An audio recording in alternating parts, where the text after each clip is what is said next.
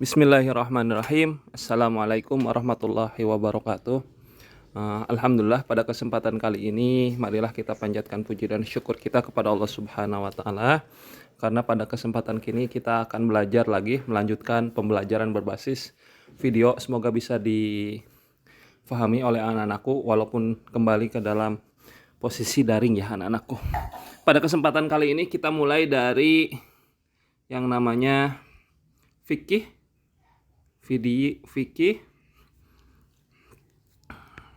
tentang zakat, infak, sedekah. Jadi kita sudah masuk kepada bab zakat, infak, sedekah. Jadi anak-anakku, pada kesempatan kali ini kita akan membahas tentang zakat, infak, dan sedekah.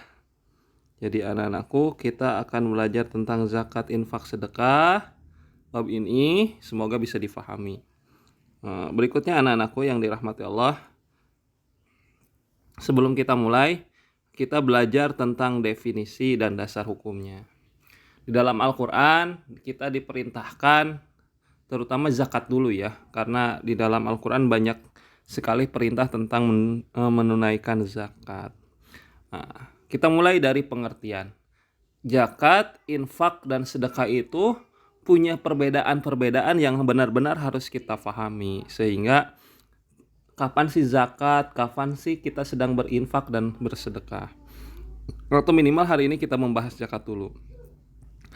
Zakat secara bahasa adalah suci, tumbuh, barokah, dan terpuji. Karena memang zakat itu memang mensucikan harta, mensucikan diri, kemudian menumbuhkan keberkahan di sananya, barokah, dan juga perbuatan terpuji. Dasar hukumnya adalah, salah satunya adalah di dalam surat At-Taubah ayat ke-103. Allah menyampaikan di dalam Al-Quran, khudu min amwalihim shadaqatan tutahhiruhum wa tuzakkihim biha. Ambillah sedekah, atau dalam kurung di sini zakat, dari sebagian harta mereka, dengan zakat itu kamu membersihkan dan menyucikan mereka. Jadi perintah ini diberikan kepada orang-orang yang bertugas untuk menarik zakat, untuk mewajibkan membayar zakat. Maka di dalam Al-Quran diperintahkan dengan kata khudu, berarti ambillah. Jadi ini tuh perintah mewajibkan bagi orang-orang untuk mengambilnya, dan hukumnya bagi amil adalah wajib, dan untuk orang yang sudah memenuhi ketentuannya juga hukumnya wajib. Dengan kata lain, kalau zakat itu berbeda dengan sedekah, tadi zakat itu hukumnya wajib, sedangkan infak dan sedekah adalah sunnah. Jadi ada catatan yang harus kita perhatikan. Yang pertama, zakat itu adalah wajib. Yang harus kita perhatikan, zakat adalah suatu yang wajib, yang terutama dalam proses mensucikan diri. Yang kedua yang harus kita perhatikan anak-anakku, selain tentang zakat itu wajib, ada juga yang harus kita perhatikan ketika berbicara tentang zakat. Yang harus kita perhatikan adalah zakat adalah merupakan ibadah berupa memberikan harta yang sudah tertentu. Jadi harta yang sudah tertentu. Di sini nih. Pengertiannya di sini. Jadi zakat merupakan ibadah yang merupakan memberikan harta tertentu. Jadi harta khusus yang sudah ada ketak. Harta tidak sembarangan harta, tapi harta tertentu. Baik jenisnya. Jadi jenisnya segimana, apa aja, katakan dalam zakat fitrah seperti makanan tertentu ya, makanan pokok.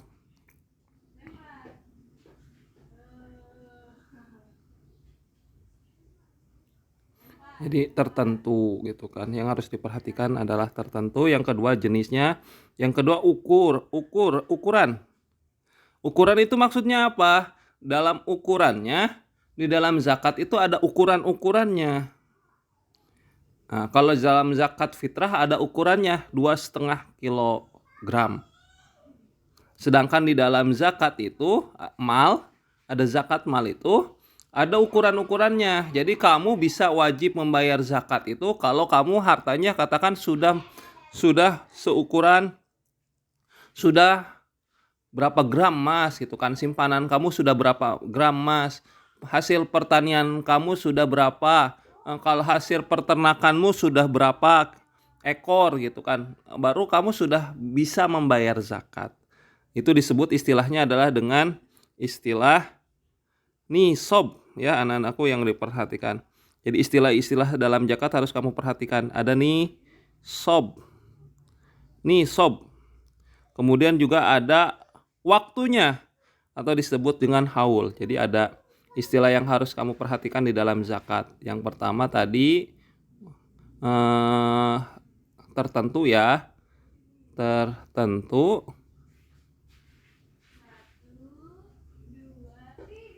Yang kedua adalah nisab.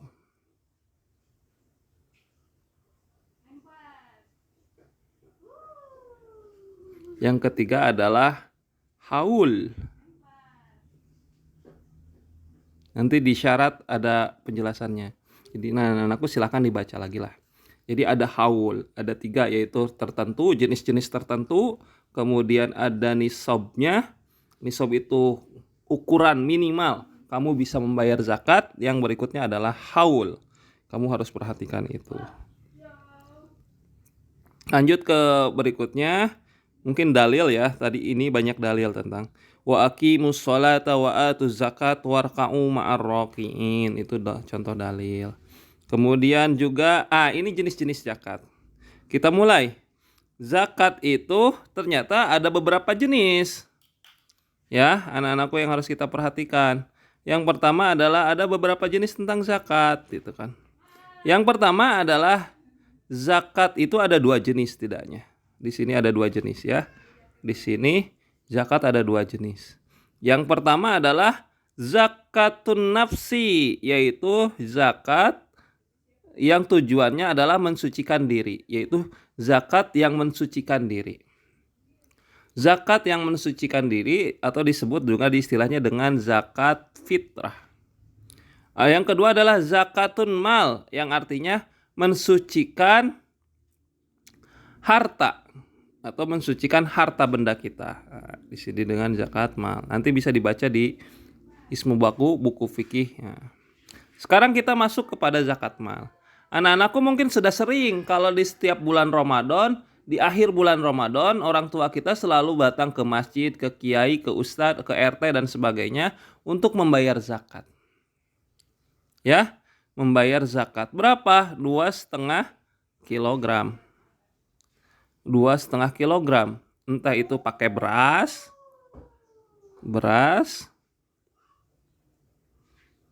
karena makanan pokok kita beras, ataupun dengan yang namanya uang senilai beras.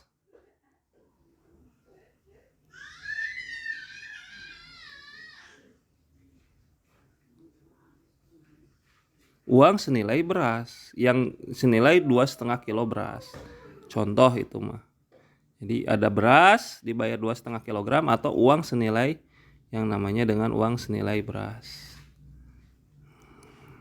Tujuannya apa? Tujuannya untuk menyucikan diri kita, terutama ketika kita selama 1 bulan berpuasa. Tentu dalam proses puasa itu kan kita sedang beribadah. Ternyata dalam proses ibadah tersebut ternyata banyak kekurangan, banyak masih gibahnya masih jalan, ngejulidin orangnya masih jalan. Maka ya harus disucikan, minimal dibersihkan biar maksimal manfaatnya. Hikmahnya adalah dengan disucikannya zakat. Terutama hikmahnya juga adalah agar memberikan kebahagiaan bagi orang-orang yang tidak mampu. Karena zakat fitrah itu diberikan kepada orang-orang yang tidak mampu. Biar kenapa? Biar ketika sholat id itu si orang-orang yang bayar zakat fitrah itu, yang dapat zakat fitrah itu berbahagia, yang sama-sama bisa merasakan kebahagiaan. Bila di rumah kita ada makanan, ada minuman, ya sama bagi orang yang mendapatkan zakat fitrah kan bisa berbahagia juga. Dia bisa punya makanan, ketika Idul Fitri dia punya uang. Sekarang adalah zakat mal. Sekarang kita masuk ke zakat mal. Zakat mal adalah zakat yang pada dasarnya untuk mensucikan harta benda. Harta bendanya yang disimpulkan apa? Pertama, 2 syarat harta benda yang dikatakan sebagai mal itu. Yang pertama, dapat dimiliki harta bendanya itu. Yang kedua, dapat diambil manfaatnya. Seperti harta benda ya, emas. Itu kan dapat dimiliki, perak bisa dimiliki. Dan juga harus memiliki manfaatnya. Uang, emas, perak, rumah, mobil, dan sebagainya kan bisa dimiliki. Nah, bisa dimanfaatkan, diambil manfaatnya. Misalnya rumah dan sebagainya ya tadi. Berikutnya, anak-anakku biar cepat. Nah, berikutnya dalam prosesnya ternyata zakat juga tidak bisa sembarangan, harus memenuhi syarat-syaratnya tadi zakat mal.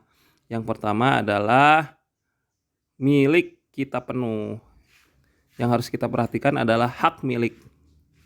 Jadi bukan milik orang lain, tapi milik kita gitu kan.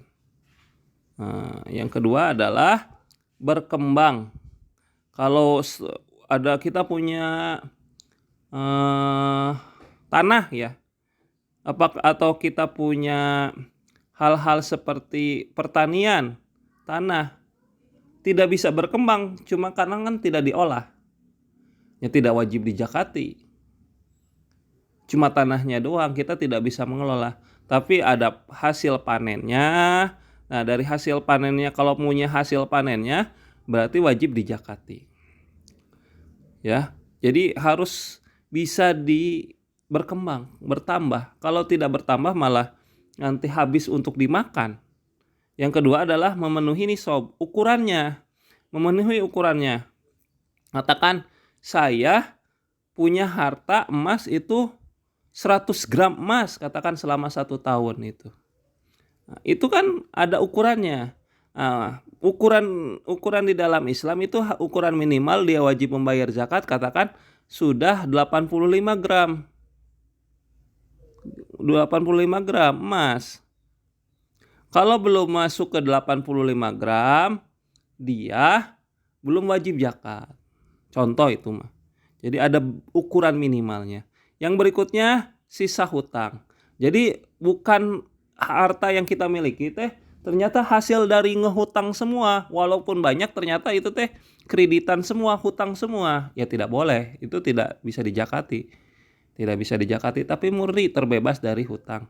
Yang berikutnya adalah berlalu selama 1 tahun itu harta tersimpan, uang kita itu tersimpan selama 1 tahun atau 12 bulan komariah ya. 1 tahunnya adalah 12 bulan komariah. Itu tidak masalah. Silahkan dimanfaatkan anak-anakku untuk digunakan sebagai zakat. Contoh ini tadi. Jadi yang harus diperhatikan tadi harus milik, kemudian berkembang, nisabnya, ukuran minimalnya sudah memenuhi, bukan hutang, dan berlaku selama 1 tahun atau 1 haul. Nah, sekarang kita masuk ke contoh harta-harta yang yang wajib dijakati. Yang pertama adalah binatang ternak. Sampai nisabnya, apakah sudah sampai nisabnya? Telah masuk haul selama 1 tahun, digembala, disengaja atau diurus dengan baik, susunya dan sebagainya. Tidak untuk dikerjakan dan bukan untuk membajak sawah dan sebagainya. Berarti ada ukurannya. Nah gini, coba dilihat di sini. Nah ini tabelnya. Contoh, karena kebanyakan kita adalah domba, maka anak-anakku ini contohnya. Kalau ini nisabnya ya, ukuran kapan dia bisa membayar zakat. Ada domba dan binatang ternak, biasanya yang ini kita jelaskan. Nih, kalau kamu punya kambing ekor atau domba 40 sampai 120, kalau di kandang kamu cuma ada 40 sampai 120, Jadi kamu bayar zakatnya cukup 1 ekor untuk kambing. Kalau untuk yang dizakatkannya adalah kambing, berarti umurnya harus 1 kambing dengan 2 tahun. Sedangkan kalau kamu pengen ngezakatkan domba, ya yang usianya 1 tahun saja gitu. Itu teh kalau di kandang kamu ada 40 sampai 120 dan seterusnya, dari 121 sampai 202 kambing, dari 201 sampai tapi di zaman Nabi kan Pak nggak ada unggas. Gimana dong? Kan kebanyakan kita unggas ayam. Maka yang harus dijakatin berapa? Ini. Yang harus dijakati adalah ini. 2,5% dari, kalau harta kambingnya itu dinilai katakan 85 gram. Berarti berapa sih yang harus wajib dijakati gitu kan? Nah, di sini katanya kalau bisa bayar zakat itu dicontohkan tahun 2016 itu katanya 5.000 ekor. Kalau di kandang kamu ada 5.000 ekor, berarti kamu wajib 2,5%-nya membayar zakat gitu kan.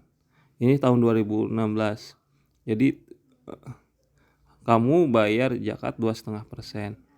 Berikutnya yang harus diperhatikan adalah zakat perdagangan atau perniagaan. Ini biasanya diukur dengan emas, dan kalau kamu berjualan, berdagang. Nah, kalau omset kamu atau seluruh harta kamu, aset kamu ada sekitar nilainya 85 gram, 85 gram emas, 85 gram emas, dan bila kita gramkan, kita kalikan, katakan contoh ya anak-anakku, kalau kita kalikan contoh menggunakan kalkulator lah, katakan 85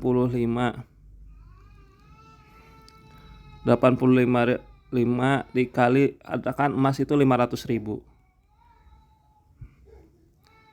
berarti penghasilan kamu setelah setahun adalah, kalau kamu sudah mencapai 42.500.000 gitu kan, kalau hitungannya emas 500.000 per gramnya, dibagi 12 berarti berapa ya? Kalau pendapatanmu 3.600.000, nah katakan 3.500.000 berapa, kalau 3.600.000 berarti kamu sudah wajib zakat nih 2,5% dari 3.500.000 gitu kan. Coba kita kurangi, berarti berapa sih yang harus dijakati? Kan 3.600.000 nih, katakan 3.600.000 clear nih, 12 dibagi 3.600.000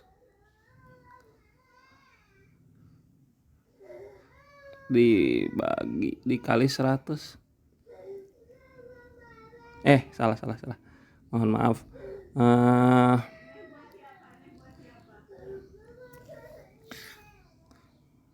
3.600.000 dibagi 12 dikali 12.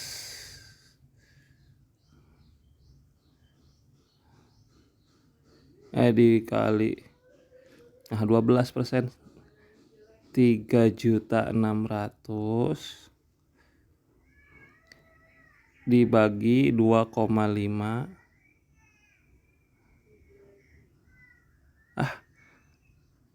Astagfirullah.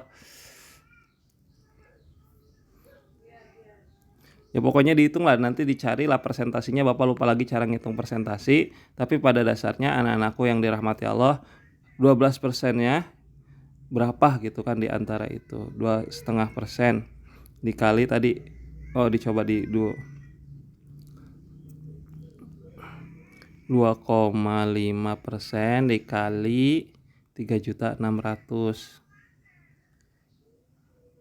90.000 per bulan. Kalau kamu penghasilannya 3.600.000 berarti 90.000 sebulan gitu kan. Sederhana gitu kan. dikali 12 gitu. Kalau pengen disekaligusin, kalau pengen per bulan ya tinggal dikali 12. Sekarang kita masuk lagi ke ismuk baku. Jadi seperti itu. Kalau pertanian bagaimana Pak?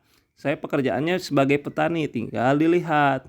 Kalau hasil dari airnya dari hujan itu 10% dari total pertanian. Tapi kalau diambil dari irigasi, harus bayar irigasi dan sebagainya, cukup 5%.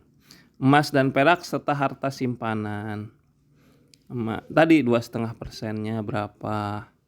Dan seterusnya. Hasil profesi sama dokter. Katakan saya sebagai dokter Pak, profesi.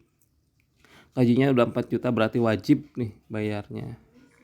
Terus sebagai siapa aja yang harus menerima? Yang pertama ada fakir miskin. Fakir adalah orang yang tidak punya penghasilan, tidak punya pekerjaan. Itu boleh mendapatkan zakat. Yang kedua miskin, dia dapat punya pencarian tapi tidak cukup untuk memenuhi kebutuhannya. Amil yaitu orang yang suka mengambilin zakat. Yang berikutnya adalah mu'alaf, orang yang baru masuk Islam. Walaupun dia itu orang kaya gitu. Kenapa? Minimal kan kalau orang minimal kalau orang kaya walaupun dia baru masuk Islam, minimal sebagai bentuk pengakuan. Kemudian hamba sahya, budak yang bisa dibeli gitu kan. Orang tapi bisa dibeli gitu kan. Dengan artian dia itu tidak punya kebebasan seperti manusia biasa. Dia dirinya manusia tapi seperti binatang bisa dijual belikan. Kemudian orang yang terlilit hutang. Berikutnya fisabilillah, orang yang berjuang di jalan Allah, para da'i, para yang mendirikan sekolah, madrasah, bustanul atfal, rumah sakit dan sebagainya. Yang berikutnya adalah orang-orang yang kehabisan bekal dalam perjalanan. Nah, tugas. Karena tugas, kalau tidak ada tugas ya nggak akan jalan. Pertama, anak-anakku tugasnya adalah cari contoh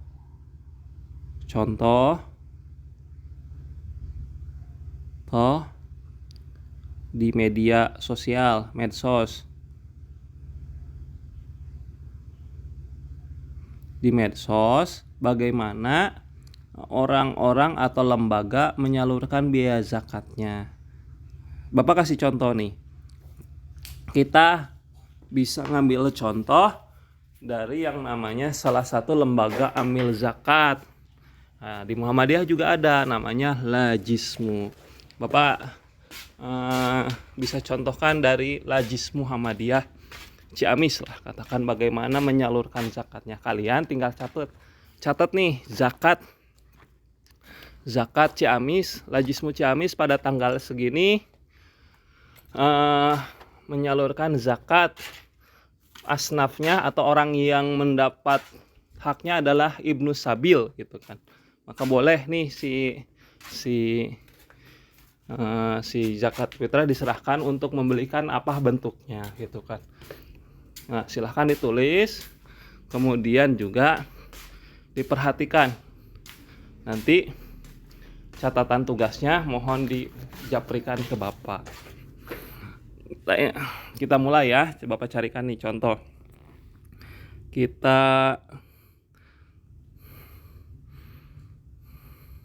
Ntar Bapak sambil mengonekkan dulu. Nah, sudah connect, kita masuk ke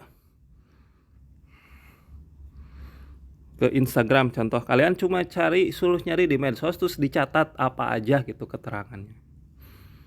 Kita mulai dari Lajismu Ciamis. Aduh, rada lambat ya, mohon maaf anak-anakku, mohon maaf sekali.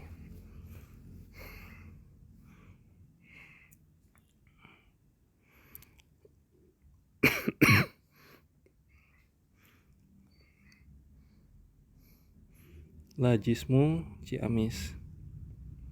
Kita cari Lajismu Ciamis. Contoh.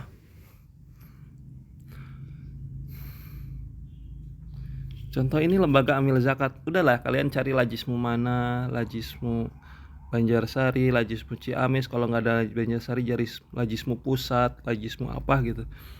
bagaimana mereka mentasyarufkan atau menyerahkan zakatnya. Ini contoh Lajismu. Ini di Ciamis ada keterangan di sini, katanya ada seorang keluarga bapak ibu yang kehabisan bekalnya. Nah, Asnaf Ibnu Sabil berarti orang-orang yang dalam kondisi perjalanan, katakan. Ini dibelikan tiket untuk pulang gitu kan, ditasyarufkan untuknya. Tuh, Bapak Ibu Lajismu Ciamis, Lembaga Amil Zakat Infak Sedekah Muhammadiyah. Membantu bapak-bapak yang kehabisan bekal, akhirnya diserahkan gitu kan. Nah, kalian tinggal cari, di scroll aja nih, tasyarufkan apa, tasyarufkan apa. Tinggal ditulis keterangannya nah gitu kan. Ya, mohon ditulis, nanti disampaikan, jadi catatan, nanti dipresentasikan di pertemuan berikutnya. Sudah ya, mungkin kita akhiri dengan bacaan hamdalah.